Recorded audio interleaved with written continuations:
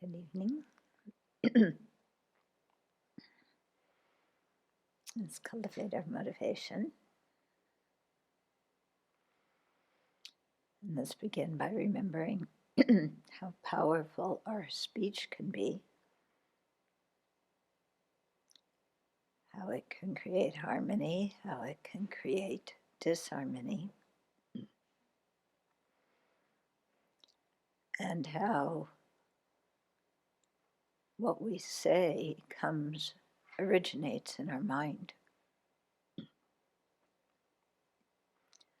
So to improve our speech, we have to observe our mind. And what kind of attitudes are there? What kind of emotions are there? What kind of intentions are there?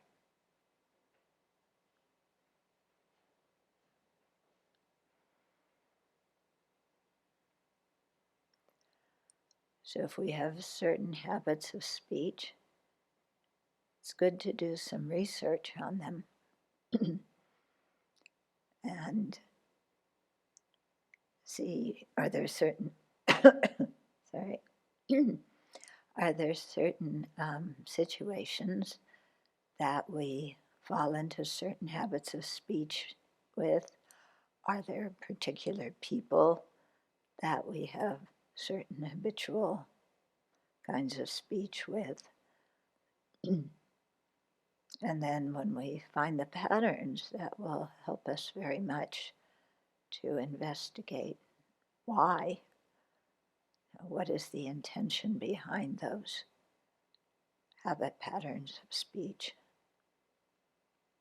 And then to clean up our speech, generate positive motivations, and steer our speech in a way that brings truth and harmony.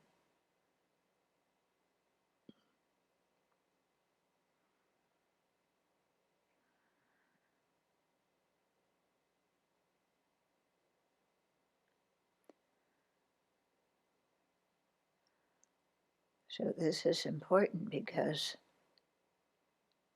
the chief ways that Buddhas guide and benefit sentient beings is through their speech, through teaching the Dharma, through showing sentient beings the path out of dukkha. So to create the causes for a Buddhist speech, we not only have to know the Dharma, but to really have compassionate intentions and to learn how, when, where, in what way to speak about certain topics, and when not to speak about certain topics.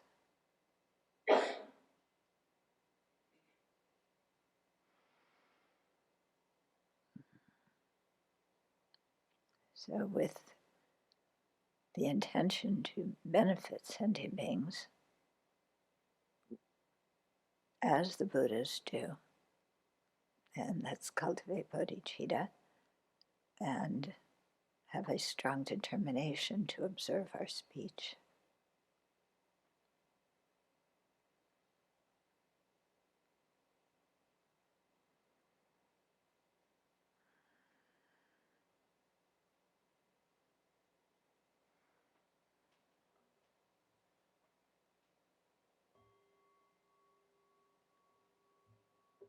Okay, so we were in the chapter on karma, the universe, and evolution.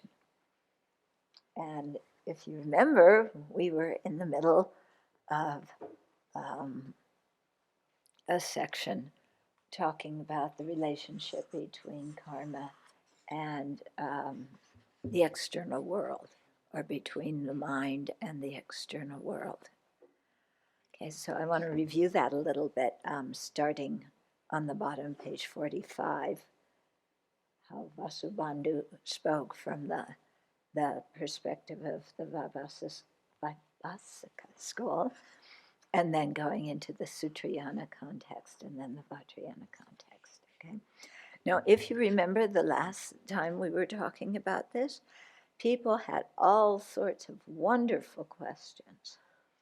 How exactly does this work? Please go into more depth about this and that.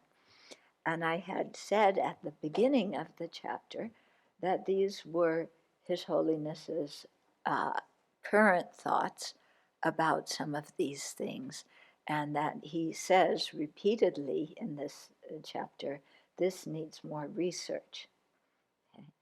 So if His Holiness did not explain it here, because it's not perfectly clear, because he says only people with very deep realizations and concentration will know about, we're getting into the section about the winds, and we'll know about those. So if he doesn't write about them, please don't expect me to know about it. Okay? I have the same questions as you do. So you can jot your questions down and put them in a file, and when somebody comes along who is capable of answering them, then you ask them. Okay? Or maybe you can discuss it with each other, because I think a lot of these ideas that His Holiness puts forth here are put forth for us to think about. And I know for me, as I read it, I think about this and this and that, and you throw around different ideas in your own mind about how these things link up. But it's not like, this is all written in some textbook, encyclopedia, and we can all look it up because the Buddha happened to write it all down because he's the only one who understands it. Okay. If he's the only one who understands it, then why do we think we will understand it even if he explains it to us? Okay. So, keep these things as points to play within your mind, to discuss with each other, and try and be satisfied with that. Or else.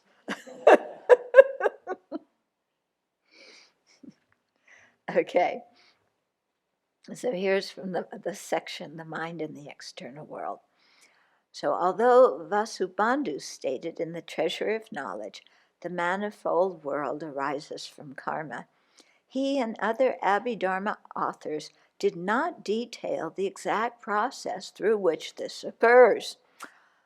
Gee, I wish he had. It would have made my life a lot easier. Okay?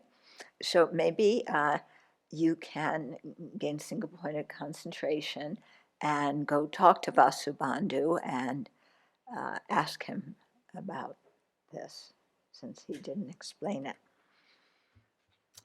Okay.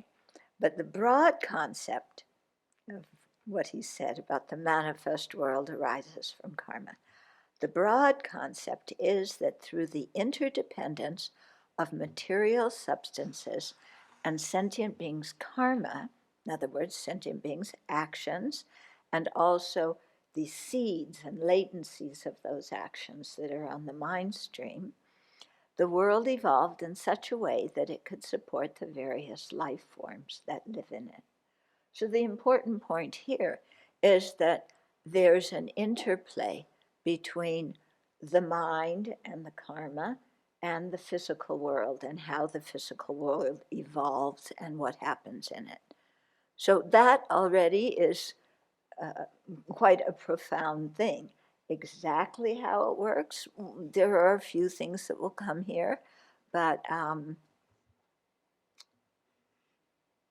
there are a few things that will come here, and that's it.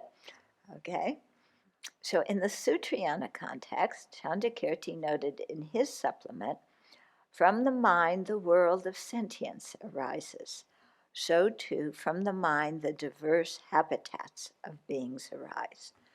So of course from the mind sentient beings arise, and the mind is what makes sentient beings sentient, okay? But also from the mind, the diverse habitats arise. So, if you think about the mind creating the karma, and, when we studied karma, how there's the environmental effect of the karma, and that means that we're born in certain situations due to the kinds of actions we've done. It does not mean that our karma goes in there and makes things happen in the environment that affect us, okay? That's not what that means. It just means that we get born in different kinds of environments according to our actions. And if you go back to volume 2 and look at, I think there's a chart in there about the 10 non-virtues and the environmental result, you can see, oh yeah, that action here leading to that result there, that makes sense. Yeah, like, what I think when the one when you lie is that, the rivers dry up, everything dries up, doesn't function. Well, yeah, when you lie, that's what you're making happen. Yeah, harsh speech, you're born into a place where there's lots of rocks and thorns. Okay, so that kind of thing, you can see there's some link in that, yeah. Now, exactly how that works, that is for you to discover in your meditation. Okay? Okay, so too from the mind the diverse habitats of beings arise. The Cheetah Madras school understands this literally and developed a philosophical system that denies the existence of external objects and instead asserts that both the perceiving consciousness and the perceived object arise from the same latency on the foundational consciousness. Okay, so this is the Cheetah Madra scriptural proponent. And they're the ones who assert a mind basis of all, or what we call the foundation consciousness. And that is another consciousness. There's the six usual ones. Then there's an afflictive consciousness. And then there's this one, the foundation consciousness. And on it's the storehouse for all the karmic seeds and all the latencies for all different other kinds of things. Okay, so seeds and latencies don't always refer to karma. Sometimes they're the seeds and latencies of afflictions. Okay, and also when you study the Cheetah Madra system, there's all sorts of other latencies that they have too. So it's kind of a broad thing. But their philosophy is that when we look at the clock, okay, the visual consciousness that's seeing the clock, arises from a latency on the mind, and so does the clock that consciousness is perceiving. Okay. Usually, the other Buddhist schools say there's an observed object there, then there's a sense faculty, in this case maybe your eye, and then there's your consciousness. And by the object contacting the sense faculty, then the consciousness perceives the object. So there's a cause and effect relationship there between the object causing the consciousness. Okay, between the Cheetah Madras, the object and the consciousness arise from the same seed, the same latency. So there's not that causal relationship. Okay, but then when you ask the Cheetah Madrans, well, then how come when our eyes are open, we can see something, and when our eyes are closed, they can't. If it's only the latencies, then, they say, well, you still need that as some kind of cooperative condition or something. Yeah, they find some way to answer it. But it's an interesting kind of theory, what they do. And it's interesting to think about that my mind and the object that I'm perceiving arise from that same latency. So that means the object is not out there independent of the mind as something external waiting for me to come along and perceive it. Yeah. So then you kind of go, whoa, then what is it? Okay. So the Majjhimaka school disagrees with that. Okay. Although it refutes an objectively existent world out there that is unrelated to sentient beings' minds. Okay. So it's like the Cheetah Mantra in that respect. There's no objective external world out there that's not related to our minds. But the Madhyamikas say there are external objects, okay? Because there are objects that we share, that we all perceive. So they're not out there unrelated to the mind. They are related to the mind, but not in the same way that the Cheetah Mantras say objects are related to the mind. Yeah, Majjhimaka says that they're related to the mind in the sense that the mind conceives and designates them with a name. So the relationship's very different than the Cheetah Mantra view. Okay. So it asserts external objects, saying that sentient beings' intentions create karma, which influences their resulting body-mind complex and their external habitat. So we create actions. They will cause us to take one kind of rebirth or another, and according to the realm in which we're born, we have certain sense faculties, and our sense faculties influence how we see different things.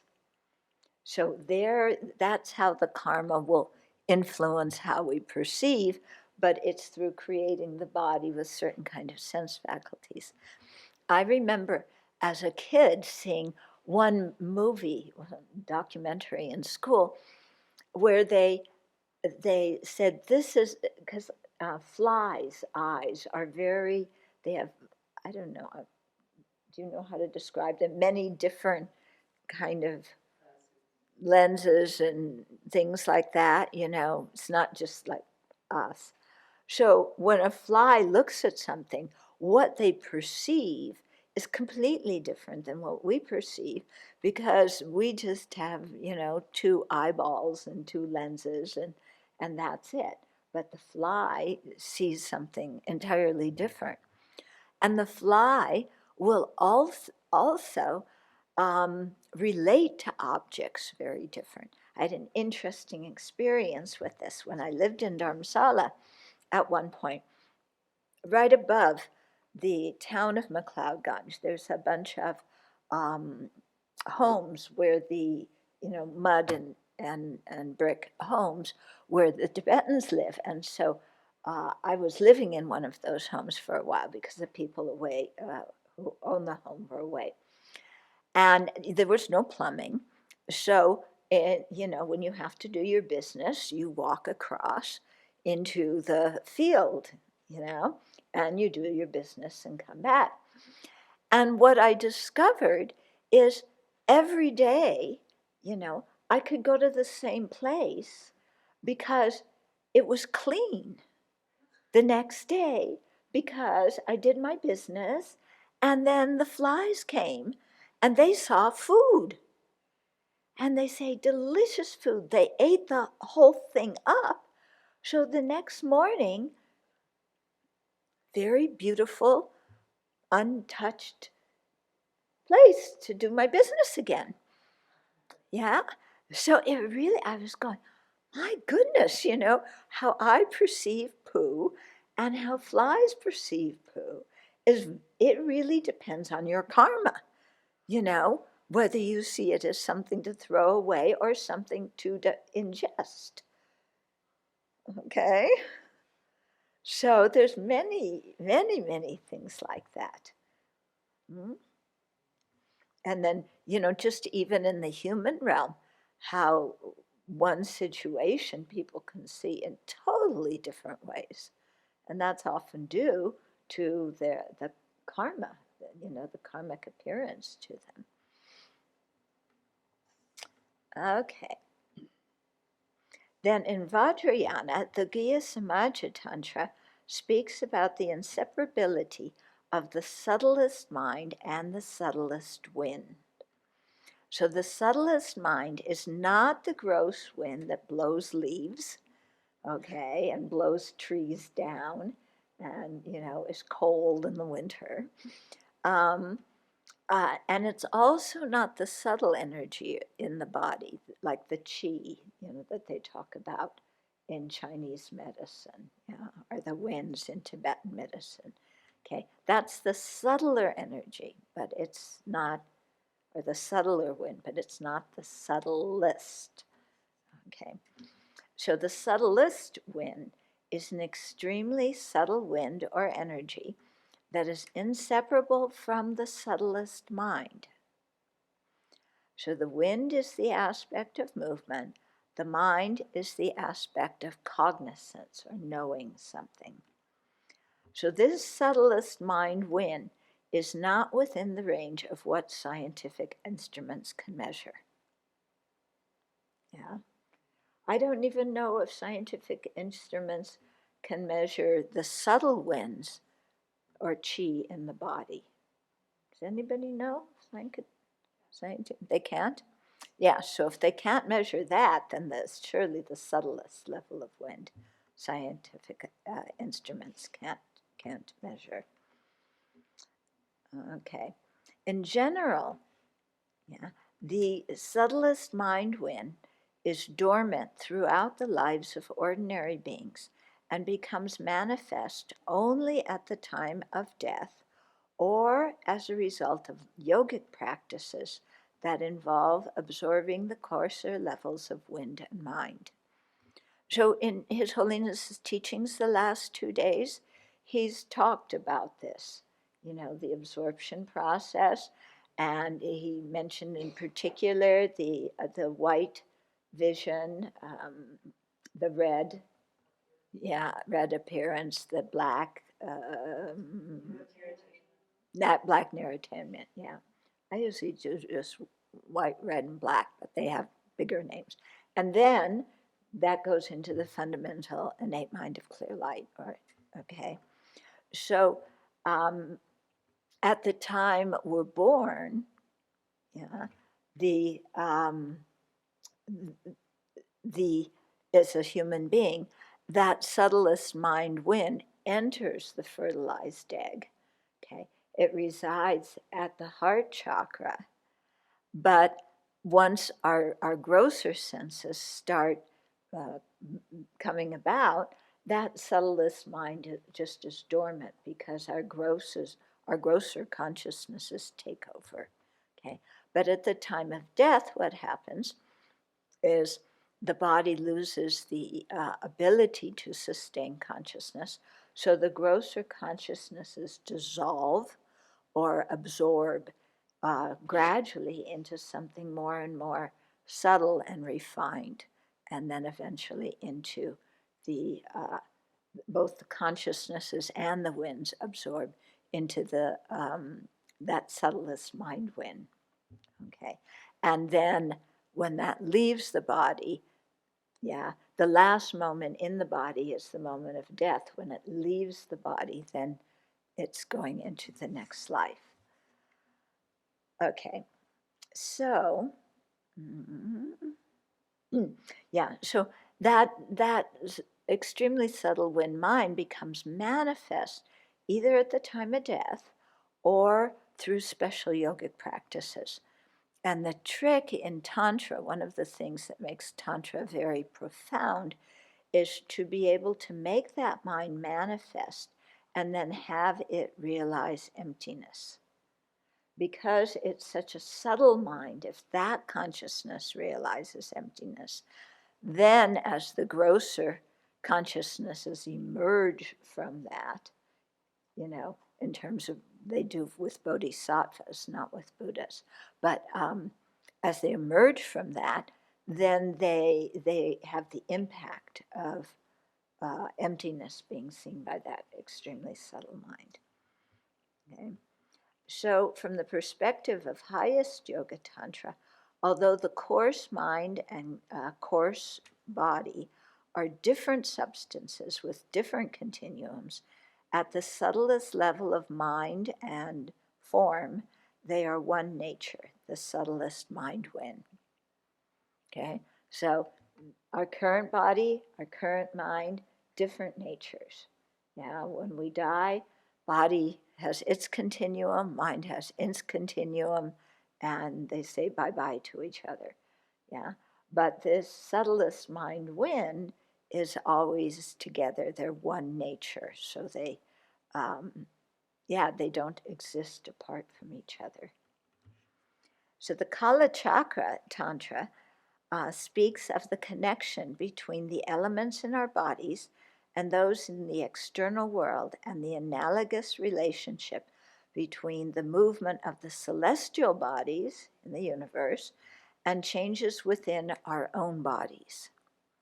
Okay, so Kala Chakra presents a whole, if you like analogies and things like this is really the practice for you, because there's analogies between the very subtle winds and between the subtler winds in the body, and then the gross winds in the body, and then the external elements. Yeah, so there's analogies that are, these are all connected. Okay, so if you want to learn more about that, then I would say look in one of the books in our library about Kala Chakra. I can't recommend which one, but certainly one of them at some point will talk about this in, I don't know how much depth, because it really, all of that is really only concerns people who are, very high yogis, who need to know that. Or check Alex Berzin's website, because he may have something about that too. So since our body and mind are related, these changes in the external and internal elements affect the mind. Yeah, what's happened in the external world affects the internal elements and the mind, because the internal elements are related to the mind. And similarly, what happens in our mind affects the elements in the body and has some effect outside. So anybody who has taught elementary school knows this, yeah, that on windy days, the wind is blowing outside, and how are the children? Venerable Ho-Ho, would you like to describe teaching elementary school on a windy day? Oh, you trust me to do it? The kids are bonkers, okay? They are running here and running there and screaming, and it's like inside their bodies are being blown around by the wind, and their minds are blowing around by the wind. And to get them to sit down and concentrate on a lesson, extremely difficult. Okay, and so it's like so obvious to any teacher, because you have to endure it.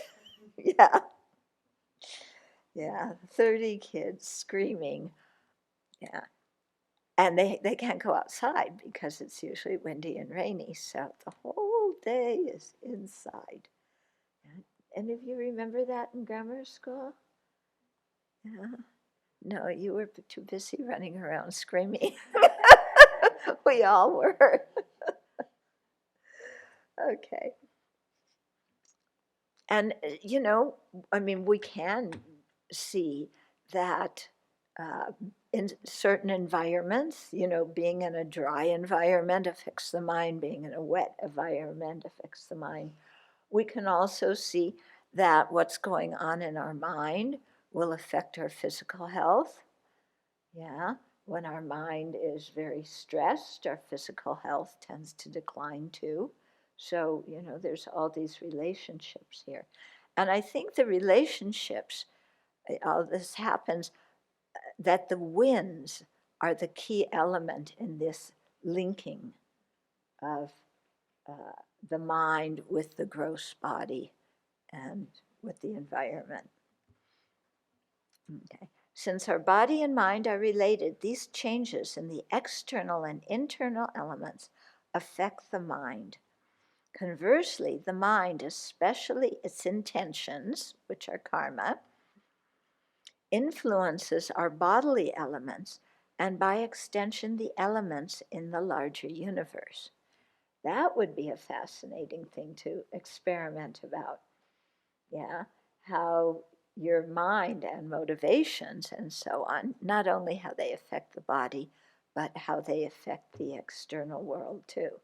Now, I think it would take a whole lot of beings, uh, for them to bring about a significant change in the external world. It's not just one person. Yeah.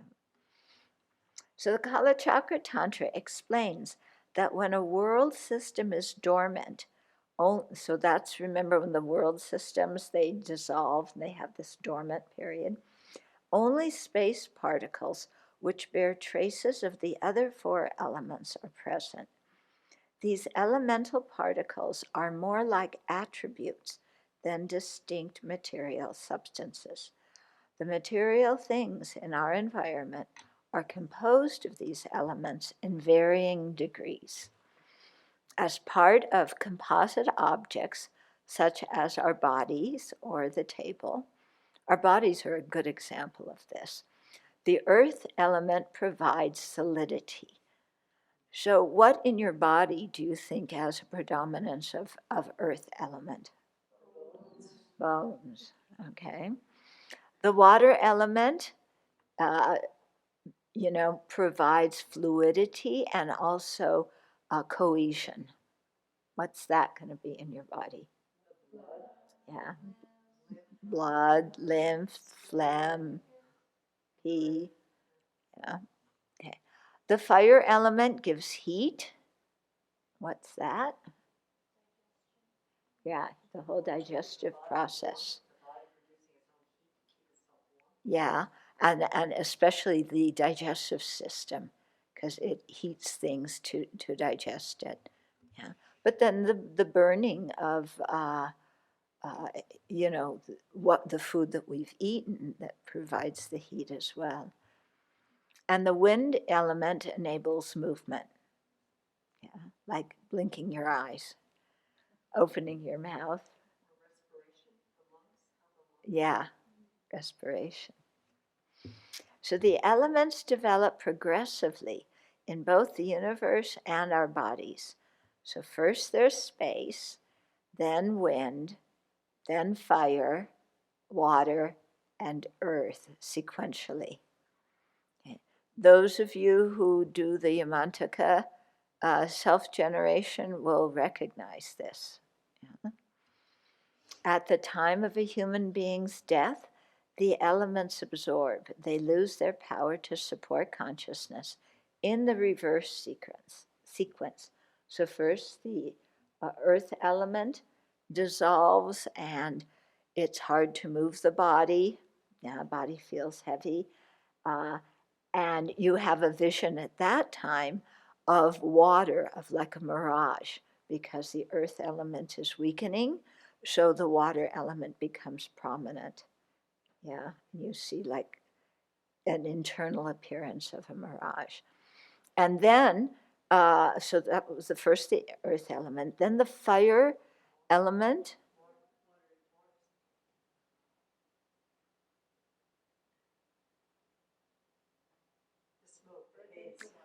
Yeah, the fire element dissolves.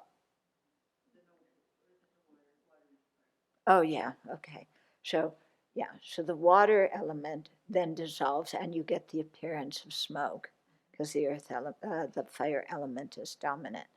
Then the fire element dissolves and you get the appearance of like little fireflies. And then that appearance, the wind appearance dissolves and you get an appearance of like a very dim light at the end of a tunnel. And in each thing, each dissolution corresponds with one of the aggregates that is losing power, one of the senses that is losing power, and so on. So you really see how the whole body-mind complex is just totally collapsing at death. And it all dissolves into this extremely subtle mind wind. Mind wind. Okay.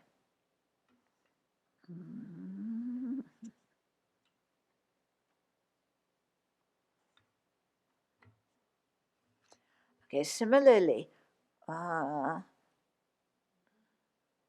when a world system collapses, so that was the previous verse was the body dissolving.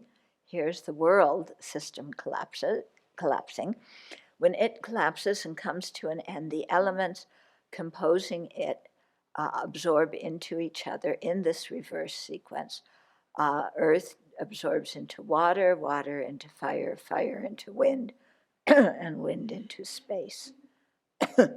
Unobservable by our physical senses and lacking mass, the space particles are the fundamental source of all matter, persisting during the dormant stage between one world system and the next, and acting as the substantial cause for the coarser elements that arise during the evolution of the next world system.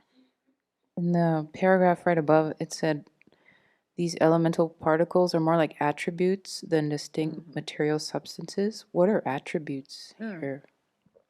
Hardness for earth, fluidity and cohesion for water, heat for fire, movement for wind. It's like their properties, I guess, like how they're experienced by a living being. Yeah, they're attributes that they cause different, like different qualities. Hardness is a quality, cohesion is a quality. They're trying to get us away from the idea of, here's a little water particle, yeah, and here's a little fire particle. But fire, how is fire a particle? Yeah, okay. So it's trying to get away from that into kind of their qualities and how they function. So space particles are not like the partless particles asserted by non-Buddhist schools that assert ultimate, partless, and unchanging building blocks out of which everything is constructed. Which Buddhist schools talk about that? Vaibhasikas and Sautrantikas. So, nor are space particles inherently existent particles, or any of them, they're not inherently existent particles. In fact, sometimes when they talk about a particle of earth, they'll say it actually has attributes of all the other particles too in that one particle. Okay, but the earth is dominant, so it's called an earth particle. Okay. Don't ask me how that happens. So the space particles exist by being merely designated in dependence on the potency for the other four elements. So they're called space particles because they bear the potency for the other 4 elements, and they carry that potency from the dissolution of one universe or one world system into the evolution of another world system. The external 5 elements are related to the corresponding inner 5 elements that constitute the body. These, in turn, are related to the subtlest wind that is one nature with the subtlest mind. So that's interesting to think about. Earth element on the outside relating to earth element on the inside. You sometimes feel, but they're 2 different things, how are they related? When you eat food, what are you doing? You're taking, the earth, water, fire, and wind elements from outside and putting them inside your body, and they become part of your body. Yeah. And when you pee and poo, internal elements are going outside and going back into the external environment. So there's, some give and take there. Okay.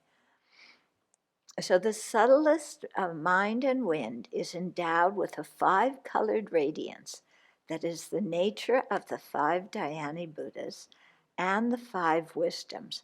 So these things there's correlations for all of them between the elements, the Dhyani Buddhas, this 5-colored radiance, the 5 wisdoms, the aggregates, all these things. You can make a whole chart, about it. In this way, there is correspondence between the external world and the innermost, subtlest mind of sentient beings. Interesting to think about, isn't it? That there's some relationship, because we usually think, here is here, and it's totally its own objective, self-isolated system, and out there you have all those other elements, and they have their own thing, and there's no connection between the 2. That's how we ordinarily feel. Yeah, but this is saying, actually, there's some correspondence going on here. The 5 subtle elements in the body evolved primarily from the subtlest wind, that is the wind part of the subtlest mind wind, of that sentient being. The 5 subtle elements, in turn, bring forth the 5 coarse elements in the body and the 5 coarse elements in the external world. Thus, from a tantric perspective, all things evolve from and dissolve back into this inseparable union of the subtlest mind and wind. The subtlest mind wind of each individual is not a soul, nor does it abide independent of all other factors. So don't see it as okay, I found God. It's the subtlest mind wind, this is the essence of me and the essence of the universe, and it's God. And no, there's no inherently existent anything here. Okay. The relationship between the mind, the inner 5 elements, and the 5 elements in the external universe is complex. Only highly realized tantric yogis are privy to a full understanding of this. Okay. The karma of sentient beings who will be born in that universe are those karmas are the cooperative conditions for that universe. Okay, so your substantial cause is going to be the 5 elements, and then the karma is going to be one of the cooperative conditions, not the only one, but one of them. When their karmic latencies begin to ripen, when sentient beings' karmic latencies begin to ripen, the space particles are activated, and they give rise to the wind element, the motion of pure energy. Fire, water, and earth elements sequentially and gradually arise after that. I believe that the evolution from space particles into the manifold phenomena of a universe, and those phenomena's devolution into space particles at the end of a universe, could be related to the Big Bang theory. However, I don't think that there was one space particle in the center that exploded to produce everything. With further investigation, perhaps a correlation could be made between space particles and some theories of physics and astronomy. Okay, this is your job. Or was your job? So the elements of an individual's body are related to his or her personal karma and the subtlest mind wind. The larger external universe is the environmental effect of the collective karma of sentient beings who enjoy it. Okay, so that refers to what I was talking about at the beginning, the environmental effect of different actions and the collective karma. So if there's a certain group of sentient beings who've created similar karma to be born in a universe with particular attributes, then their karma comes together and helps influence the physical elements, and then they get born in that place. The larger external world is the environmental effect of the collective karma of the sentient beings who enjoy it. Okay, the collective karma of the sentient beings who dwell in a universe influence the way the coarse elements evolve to form that universe. Okay. In other words, the universe and the sentient beings exist in dependence on each other. And then, when you think about that, and then you think about mandalas with the different deities in the mandalas, and you think about pure lands and the kind of beings born in those pure lands, then you see that there's some correlation between the environment and the minds and karma of the different beings, or the mental states of those different beings that live in those different environments, And you can understand then how somebody who has a very, very uncontrolled mind, it's going to be difficult for them to get born in a pure land, because their mind is not matching at all the kind of attributes of the physical attributes of the Pure Land, or the attributes of the minds of the other beings born in that Pure Land. Okay, and the same would go for the Hell Realms. In other words, the universe and sentient beings exist in dependence on each other. Sentient beings cannot exist without the environment in which they live, and the environment cannot exist without the sentient beings whose karma played a role in its creation. But when we look at the external world, we feel like the people are very independent from it, and like the environment can exist without the sentient beings whose karma played a role in its creation. Yeah? Seems that way, doesn't it? I mean, I die and this whole world continues. It's not like everything ceases because I do, but there's still some relationship going on. The relationship between the mind and the subtlest elements is the domain of highly realized meditators with single-pointed concentration.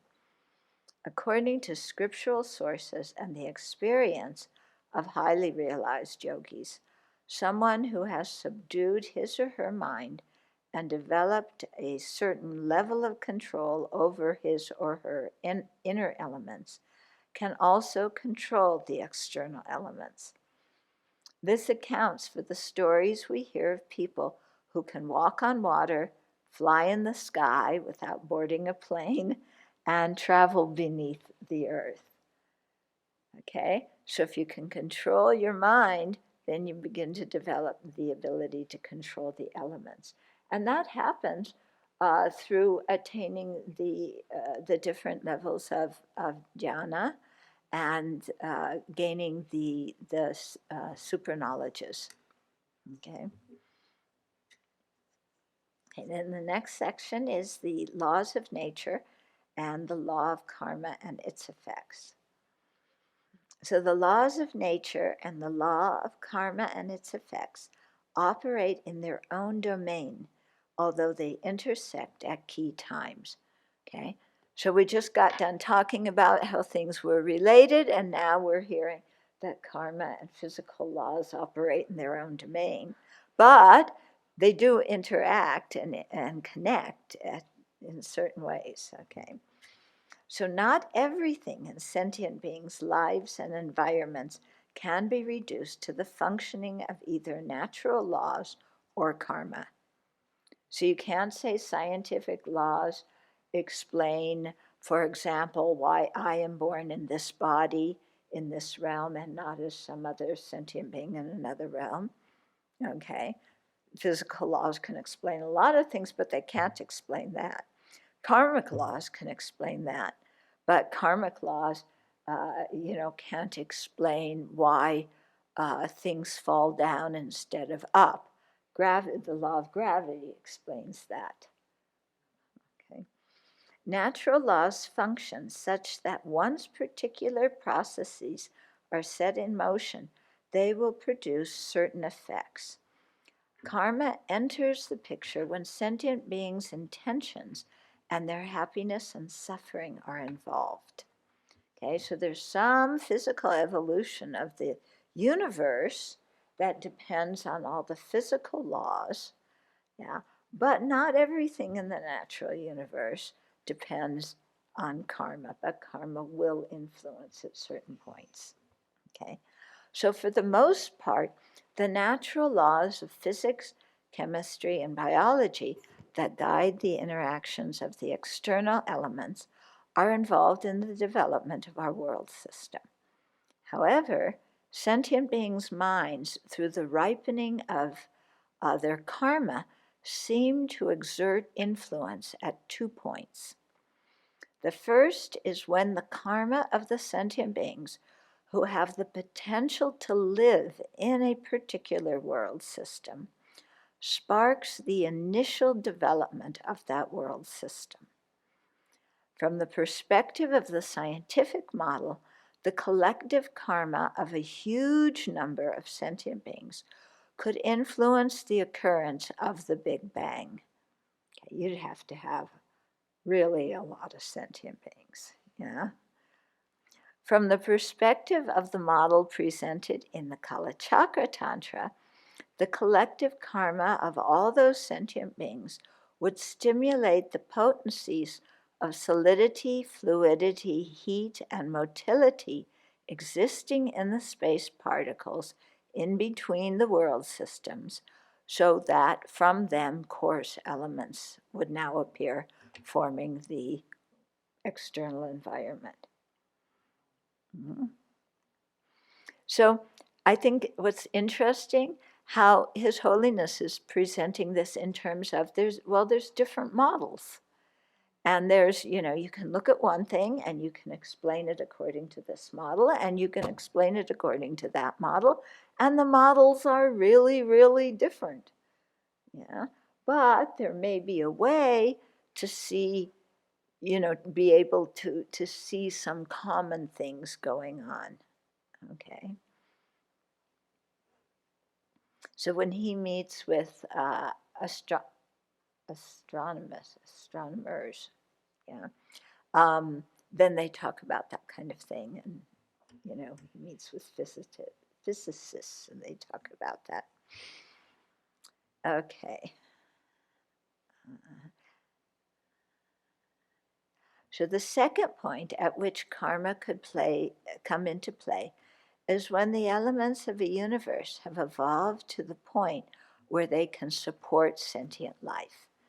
Okay. Now, here, when we think of science, they talk about just the physical world getting born, and then somehow there's some magic that happens, and we don't know if it's a one-cell creature, probably not, or what kind of creature, but boing, the consciousness comes in.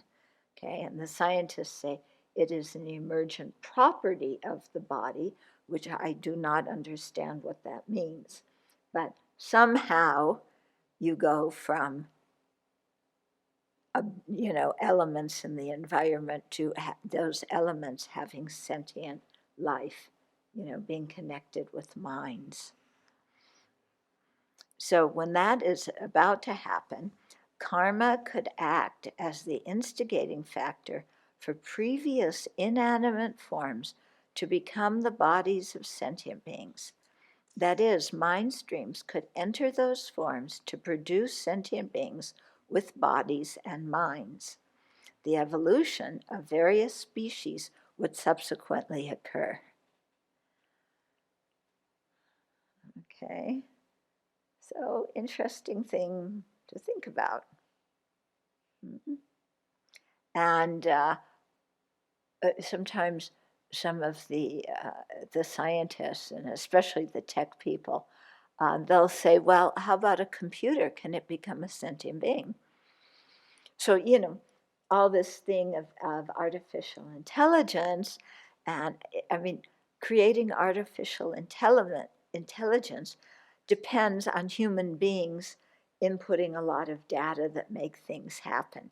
That doesn't mean that the computer is thinking.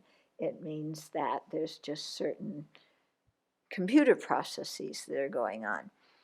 But His Holiness said, if at some point somebody's karma is such that their mind is attracted to a computer as a body, and if that computer has the requisite physical things that could support a consciousness, then it's possible for a mind to take rebirth in the body of a computer, and that would be a sentient being. Yeah, and we kind of roll our eyes, but I guess if you look at amoebas, can you imagine a mind stream going in there? And we don't even know if amoebas are sentient or not. Yeah. But even one-cell bacteria, the common agreement is they're not sentient, but at some point, they could support somebody. Yeah.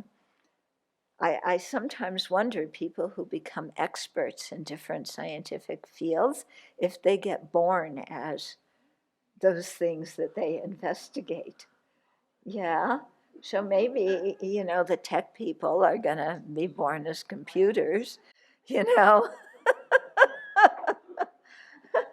then you have this computer saying, oh, I was Zuckerberg.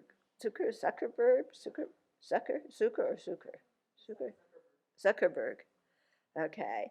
What's his first name? Mark. I was Mark Zuckerberg in my previous life. And the other computers go, really? Well, I was Bill Gates in my previous life. Another one says, but I was Steve Jobs. And another one says, yeah. So who knows? Yeah. That would be interesting. And then all the computers are jealous of each other, trying to churn out more and more whatever they churn out when they're sentient beings. Yeah. Okay, so another way to describe this process is in terms of substantial causes and cooperative conditions. Both are necessary when we speak of natural laws or karmic law.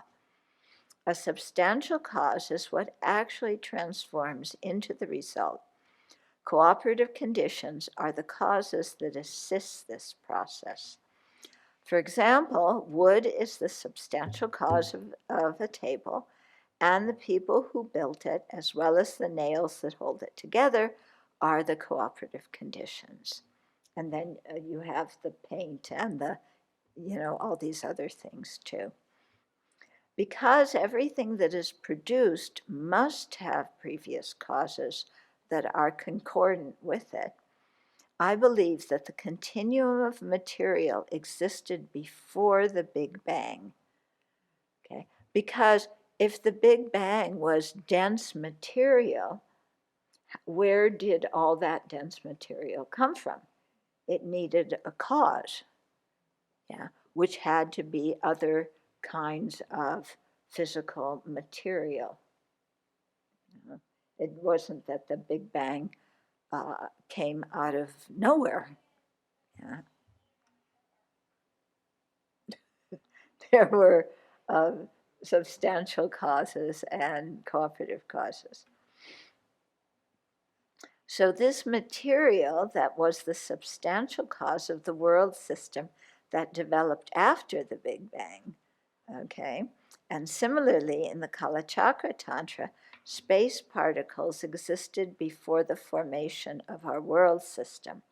They were the substantial cause for all the material in this world system. Regardless of which model we accept, the karma of the sentient beings who will be born in that world system act as the cooperative condition for these material elements to appear, coalesce, and form a world system. Karma could similarly enable them to become the basis for sentient life. Yeah.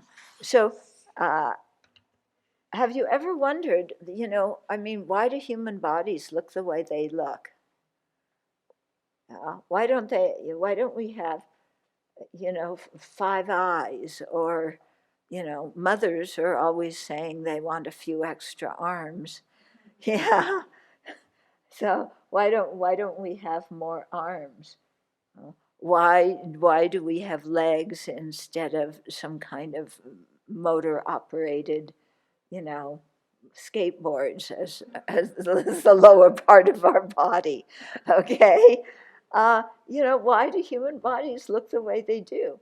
That has to do with the karma of the people who are going to be born in these kinds of bodies. So I find that interesting to think about, because usually when we think of human beings, again, our mind is quite rigid. This is what human beings look like, and there was never any choice. They always looked like this. They're always going to look like this.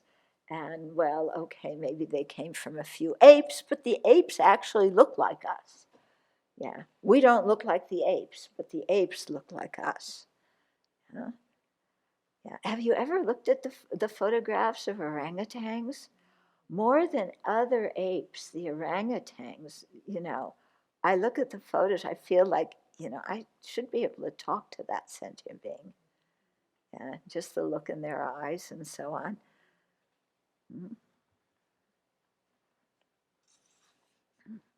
So to use an analogy, oh no, I didn't read all of that. Okay, sorry. So now the next section is karma and our present environment. To review, there is a connection between the formation and evolution of the external world and the karma of sentient beings who will inhabit it. There is also a connection between the elements of the external world and those constituting our physical body. Okay. These, in turn, are related to subtler elements and subtler winds that themselves can be traced to the subtlest mind wind. Karma, which primarily refers to sentient beings' intentions and the paths of actions they motivate, may be the link between the sentient beings' minds and the external world. Yeah, and this is where I think the link is, from karma going into the the subtle energy. Yeah, because you'll hear sometimes in scriptures about the winds of karma, blowing us here and there.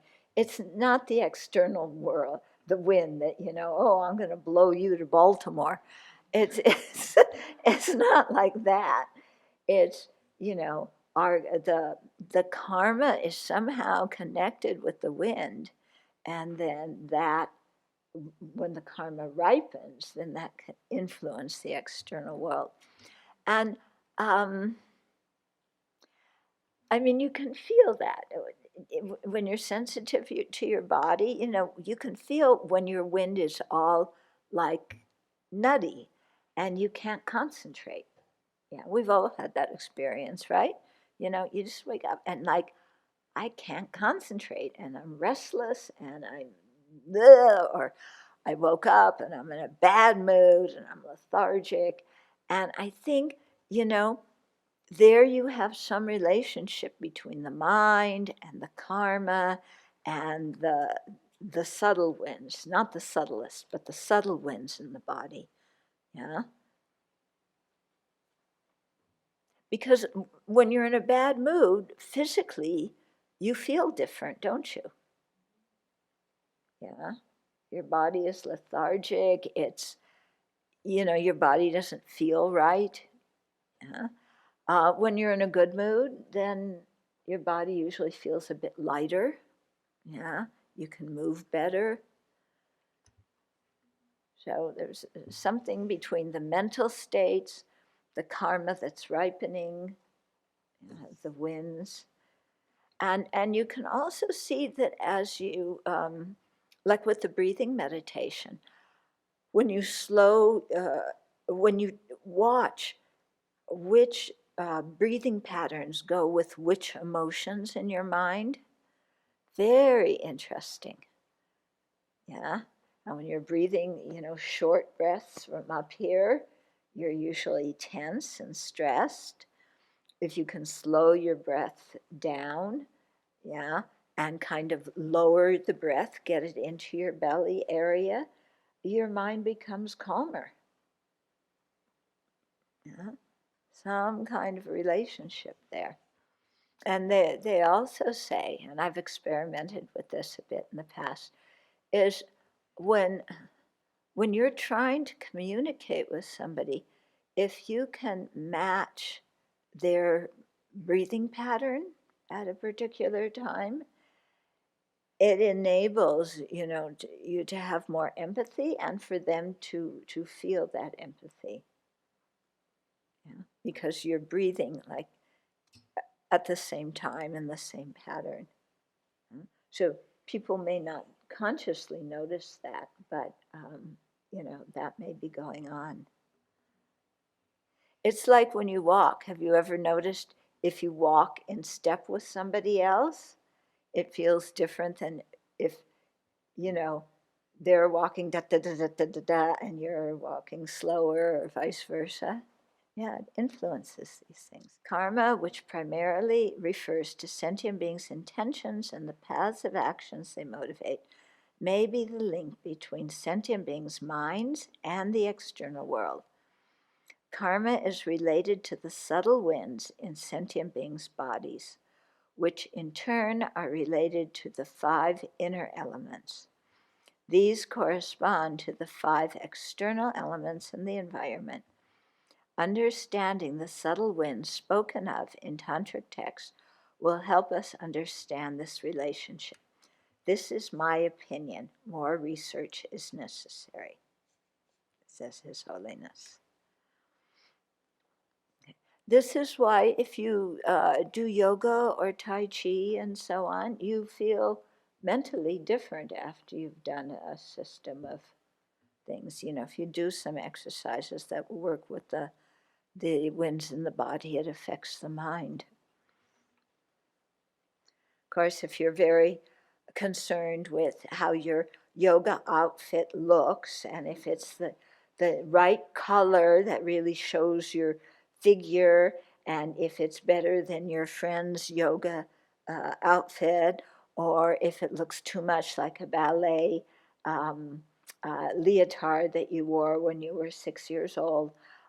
If you're thinking about that, then that's something else.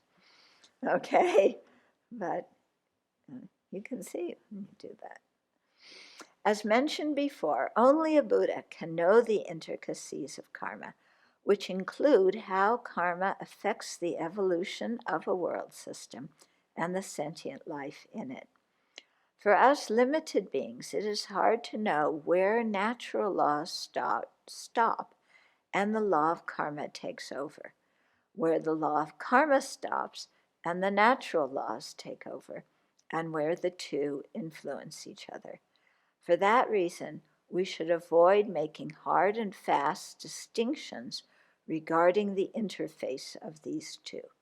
Nevertheless, sub-guidelines can be discerned.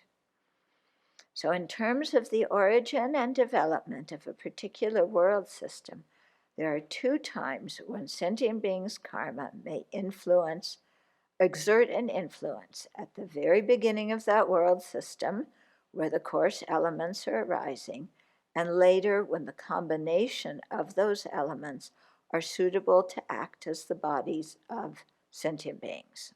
Okay, so he's reviewing here.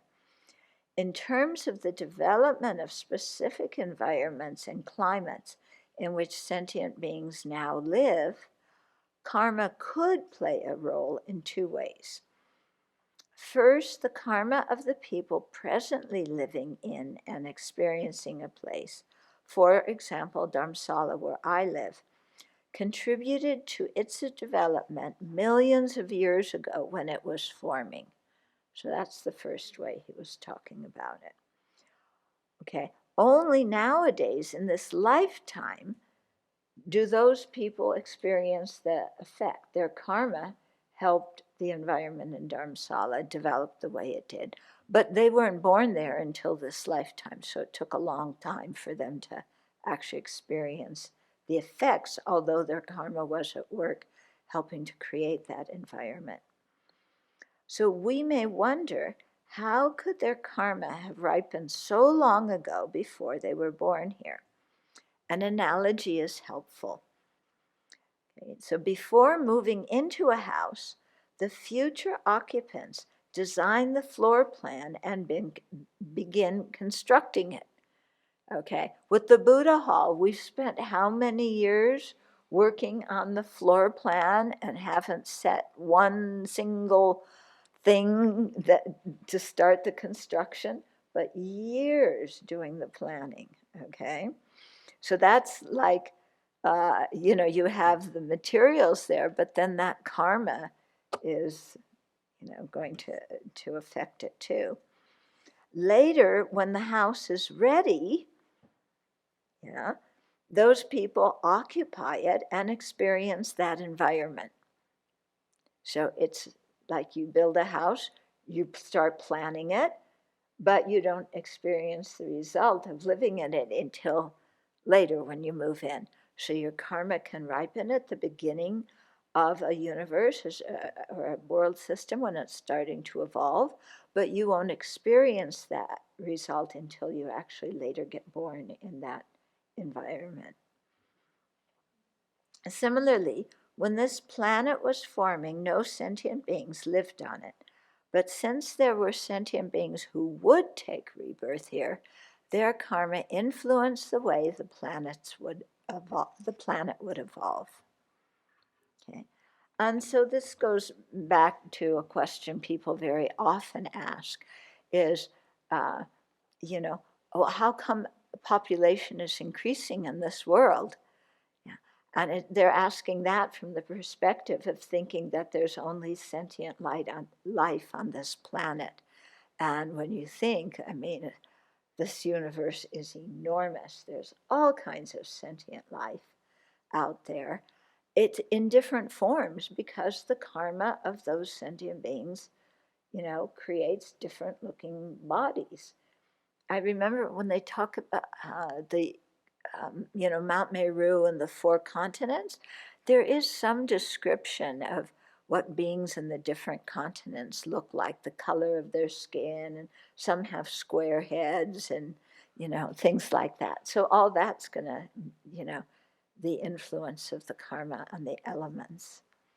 Okay, second, a particular environment is influenced by the karma of the people who live in that place now, but were not among the initial karmic contributors to the development of that climate a long time ago. Okay. So these sentient beings later accumulated karma that was similar to the karma of the initial karmic contributors, and thus came to live in that place and experience that climate at this time. Okay, so not all the people who live in a place created the karma for that environment to become what it is at the same time, and their karma was not always the karma that ripened at the beginning of that world system. It could come along later. For example, after Dharamsala's specific climate had already come into existence, another group of people accumulated the karma that could produce this sort of climate. This group did not have a direct connection to the development of Dharamsala's climate thousands of years ago, but due to their actions, which were similar to the karma of the previous group of people, they came to live in this place. The karma of the first group actually contributed to the development of Dharamsala's climate and environment. The karma of the second group did not contribute directly, but participated in it since they live here. Both groups of people created the causes to experience that environment, but in different ways. So if you understood karma, your definition of indigenous inhabitants would change, because it would correspond to when that karma was created and when it ripened. To use an analogy, many people start a business in Europe. Another person in the same field intends to seek employment in the United States. However, she happens to be in Europe and takes a job at the company established by the other people. Although she joins it later, she still contributes to the company's work.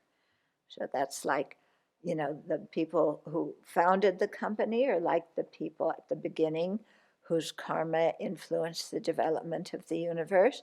And then this person who was in the United States, somewhere else, she was in another rebirth, yeah, but then she came to work in this climate, so she had created somehow the karma to come later to live in that same place or to take a job in that company. Mm-hmm. Karma was not the only cause for Dharamsala's climate to develop the way it did. The laws of inorganic physical causality were definitely involved. Nature has a certain autonomy that does not depend on karma. The tree we see over there grew from its seed. I doubt anyone's karma was involved in that. Yeah. Similarly, the growth of some leaves today and others next week is due to the functioning of biological systems, not karma. Because some people get really, about this thing of the mind creates the universe. They think everything that happens is due to karma, and there's no other reasons. And His Holiness is saying, no, there's lots of other causal systems working. But this tree is in front of me, and I can use and enjoy it. As soon as the tree is related to a sentient being and his or her happiness or suffering, the karma of that particular sentient being enters the picture. Yeah? When something in the environment could cause help or harm to that sentient being. Okay? Then that sentient being's karma is involved. Beautiful plants and colorful flowers grow in the ground where I live. They certainly are related to the karma of the sentient beings who use and enjoy them, and who experience pleasure and pain in relation to them. Human beings enjoy their beautiful colors and smell. Bees imbibe nectar from the flowers. Birds use the trees as their shelter. Insects munch on plants. The collective karma of all these beings contributed to the existence of these plants. Their karma was created by the minds of the sentient beings involved. Nevertheless, since the plants consist of material substances, their growth depends on nature's biological laws. Karma does not transform into the water and fertilizer that makes the plants grow. Okay. Natural disasters, such as earthquakes, hurricanes, and tsunamis, are produced by the functioning of the laws of nature. Our karma does not make them happen. So all that thing with the tsunamis and the horrible number of deaths that followed years ago, yeah, karma did not create the tsunami. Karma did influence why certain people were there sunbathing on the beach when the tsunami struck. Okay. However, the fact that certain people are there when such events happen is due to their karma. A volcano explodes due to physical factors, such as the buildup of pressure under the Earth's surface. This is not the result of karma, but the fact that some sentient beings are near that volcano and are injured or even die as a result of its explosion is related to the karma of those sentient beings. Other sentient beings who did not create the karma to be harmed in that way are not near the volcanic explosion. Similarly, droughts and floods can be understood in terms of external causes, but insofar as they affect sentient beings, those sentient beings' karma is involved. For example, a community of people that has intense and pervasive hatred may, in this or future lives, inhabit a place during a severe drought and famine.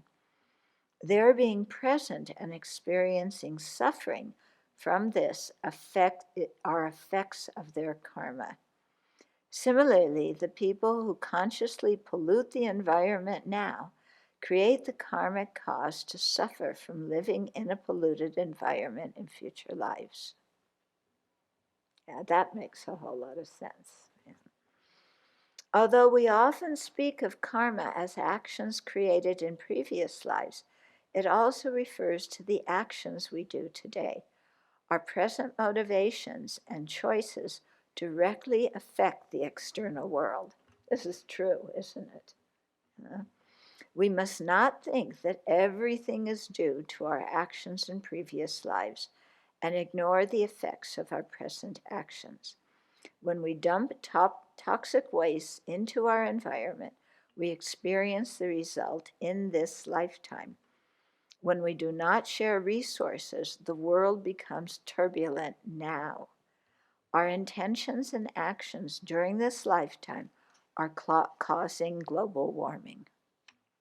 I'm wondering in some of these texts, if it's described, how when we think about sentient beings, for instance, being on these other continents or other world systems, how would we distinguish between who's in the human realm and the animal realm? Because on this planet, I know that we're humans and the cats are animals. Mm-hmm. But like you were mentioning that the beings on the continents look really different. Is it said if they're in the human realm or in the animal realm?